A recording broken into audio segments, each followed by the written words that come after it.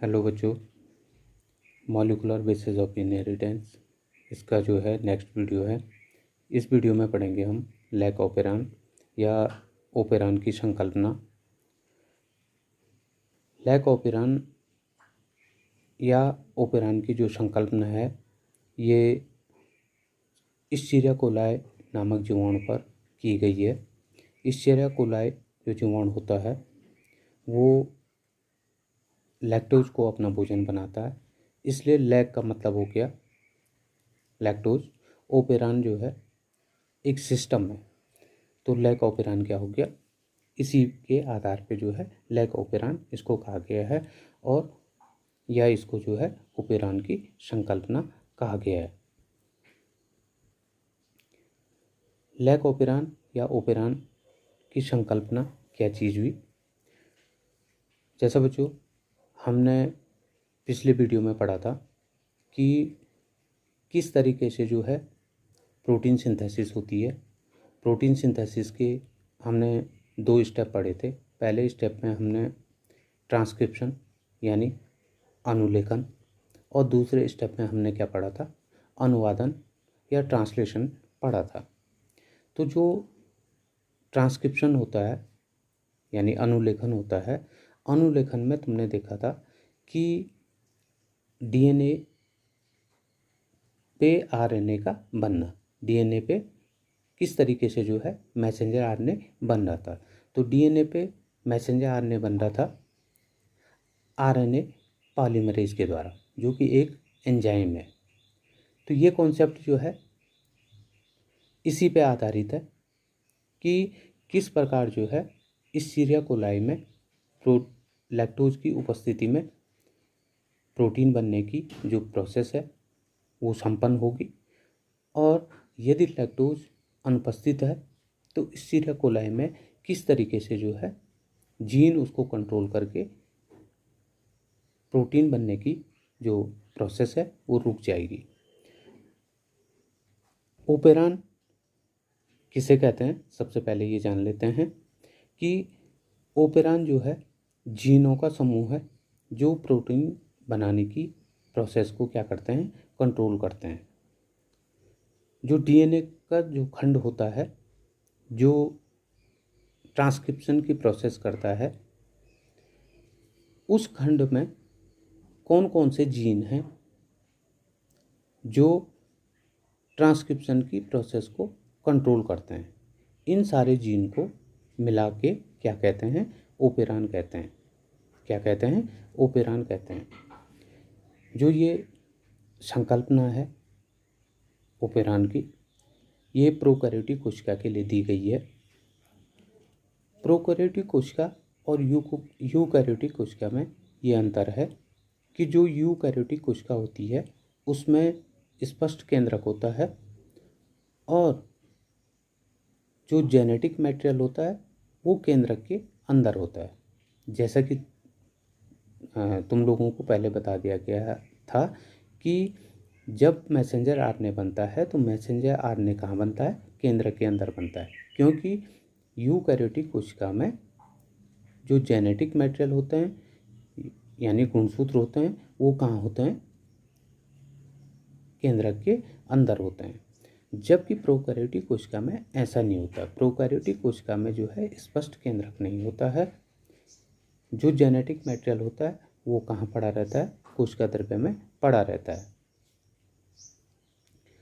Lactose की उपस्थिति में संपन्न होने वाली यह क्रिया जो है लैक ओपेरान भी कहलाती है। जैसे मैंने पहले बता दिया कि क्योंकि ये प्रोसेस जो है लैक्टोज की उपस्थिति में होती है, तो लैक का मतलब हो गया लैक्टोज, ओपेरान क्या हो गया, सिस्टम हो गया। ओपेरान की जो ये संकल्पना है इसको जो है जैकब और मोनोड ने दिया था। इन्होंने अपनी ये संकल्पना इस्चेरिया कोलाई यानी ई कोलाई नामक जीवाणु में अध्ययन के द्वारा दी थी। इस्चेरिया कोलाई जीवाणु लैक्टोज के अपचयन से ऊर्जा प्राप्त करता है। इसका भोजन क्या है, लैक्टोज है।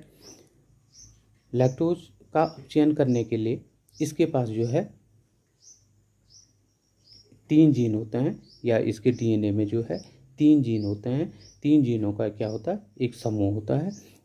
यदि पोषण माध्यम में लैक्टोज उपस्थित होता है, अगर इसके आसपास जो है यानी Escherichia coli के आसपास जो है लैक्टोज उपस्थित होता है, तो ये तीनों जीन क्या रहते हैं, सक्रिय रहते हैं। यदि इसके पोषण माध्यम में यानी Escherichia coli के आसपास जो है लैक्टोज अनुपस्थित है या कम मात्रा में है, तो ये तीनों जीन क्या हो जाते हैं, निष्क्रिय हो जाते हैं।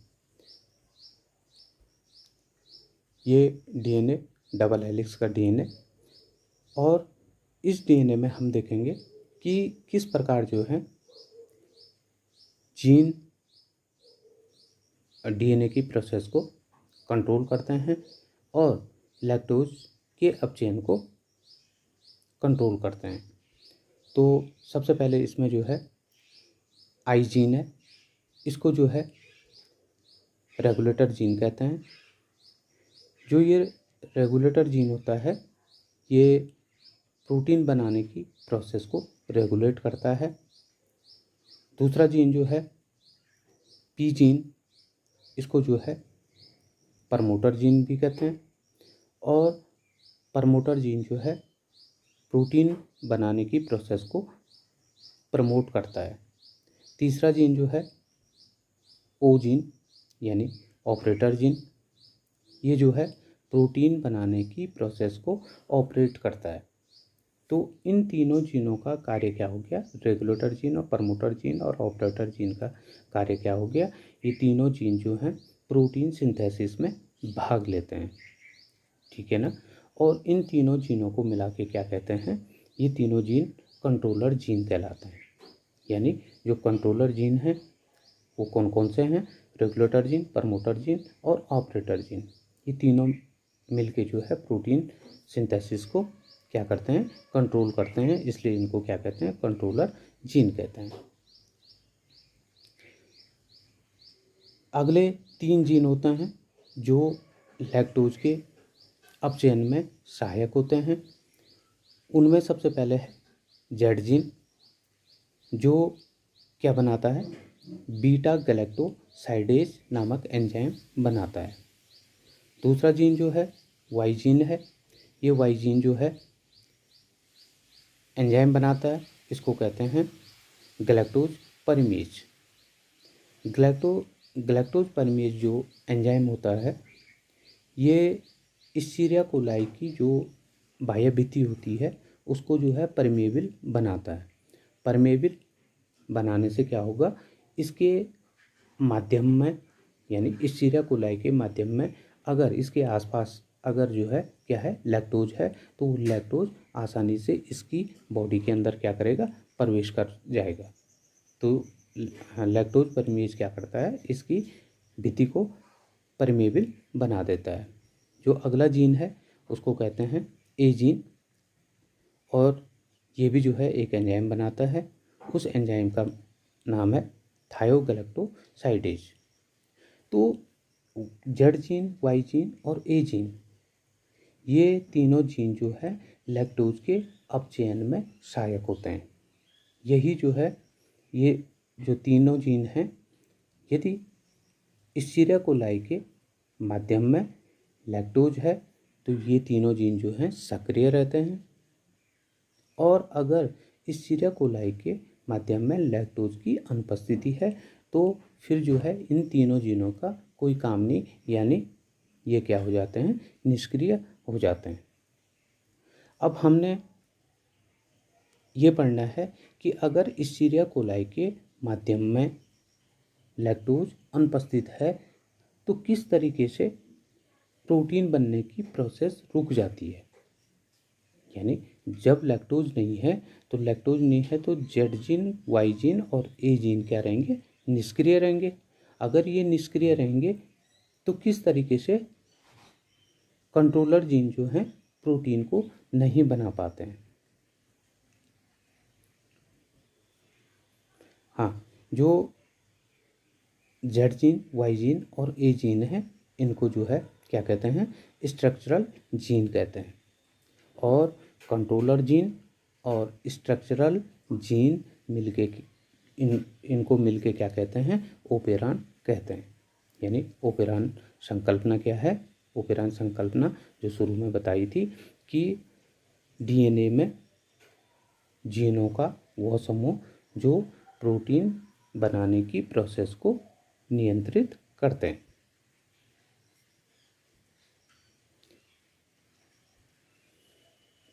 यदि इस चिड़िया कोलाई के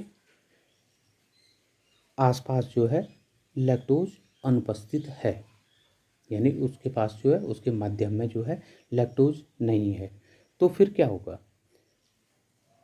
फिर ये होगा कि जो रेगुलेटर जीन है, रेगुलेटर जीन जो है एक आरएनए बनाता है। इसको जो है ये आरएनए भी मैसेंजर आरएनए है और इसको जो है रिप्रेसर आरएनए भी कहते हैं, और ये बना देता है एक प्रोटीन, और उस प्रोटीन का नाम है रिप्रेसर प्रोटीन। ठीक है, ये रिप्रेसर प्रोटीन क्या हो जाता है? ऑपरेटर जीन पे बैठ जाता है। जो ऑपरेटर जीन है, ऑपरेटर जीन पे बैठ जाता है। ठीक है ना? अब क्या होगा? जैसे तुम्हें पता है कि जो डीएनए की डबल हेलिक्स होती है, उस डबल हेलिक्स को आरएनए पॉलीमरेज नामक एंजाइम जो है क्या करता है? अलग अलग करता है, खोलता है उसको, तभी तो जो है मैसेंजर आरएनए बनता है ना। तो रिप्रेसर प्रोटीन जो है ऑपरेटर जीन पे बैठ गया, जिससे क्या होगा? आरएनए पॉलीमरेज जो है इससे नहीं जुड़ पाएगा, ऑपरेटर जीन से नहीं जुड़ पाएगा और डीएनए के डबल हेलिक्स को नहीं खोल पाएगा। यहाँ पे बता रखा है आरएनए पॉलीमरेज है, आरएनए पॉलीमरेज आएगा, किंतु जो है रिप्रेसर प्रोटीन से आगे नहीं बढ़ पाएगा। नहीं बढ़ पाएगा तो क्या होगा? मैसेंजर आरएनए बनने की प्रोसेस शुरू ही नहीं हो पाएगी। ठीक है, ऐसा कब होता है? जब इस्चीरिया कोलाई के माध्यम में लैक्टोज अनुपस्थित है, क्योंकि उस समय जो है जेड जीन, वाई जीन और ए जीन तीनों जीन क्या हो गए? निष्क्रिय हो गए। ठीक है ना? दूसरी कंडीशन है पोषण माध्यम में लैक्टोज उपस्थित होने पर। इस्चीरिया कोलाई है, इस्चीरिया कोलाई के आसपास जो है उस क्या है? लैक्टोज उपस्थित है, तो क्या होगा? वाई जीन, जेड जीन और ए जीन तीनों क्या रहेंगे? सक्रिय रहेंगे। तीनों सक्रिय रहेंगे तो इधर से जो है डीएनए का रेगुलेटर जीन उसी तरीके से क्या बनाएगा? मैसेंजर आरएनए, फिर जो है रिप्रेसर प्रोटीन बनाएगा। उसने रिप्रेसर प्रोटीन बना दिया।